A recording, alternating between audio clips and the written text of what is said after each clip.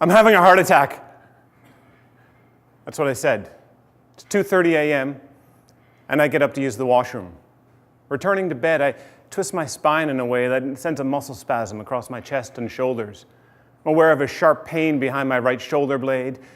Too much working at my desk last night.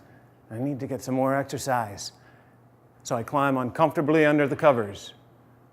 And as my head touches down upon the pillow, another voice, more serious than the first, arrives. A faint echo of a future statement.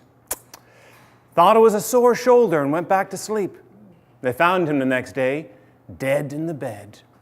And then, it was a heart attack. I sit bolt upright in bed, a cold sweat covering my body. Cold sweat, isn't that a sign of a heart attack? My breathing is shallow. I feel nauseous. Shallow breathing, nausea, those are definitely signs of a heart attack. I shake my wife awake. Call an ambulance, I'm having a heart attack. This was an example of my experience with anxiety disorder. Another example. In elementary school, bedtime was 8:30.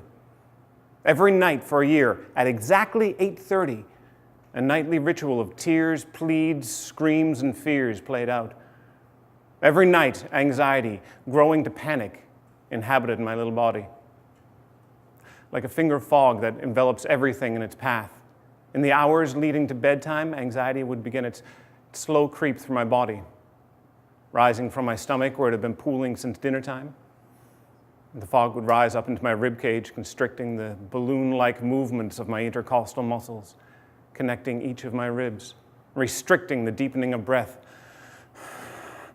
It would envelop my neck and shoulders, tightening the sinuous, ropey fibers of each muscle as it moved.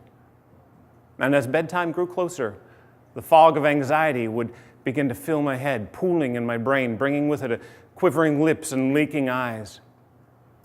And at 8:30, the rising fog of anxiety would erupt volcano-like into an explosion of sheer panic.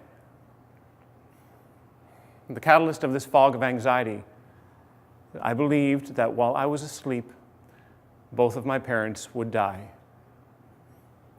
And this was not a possibility, but a sickeningly real inevitability that I lived with each night.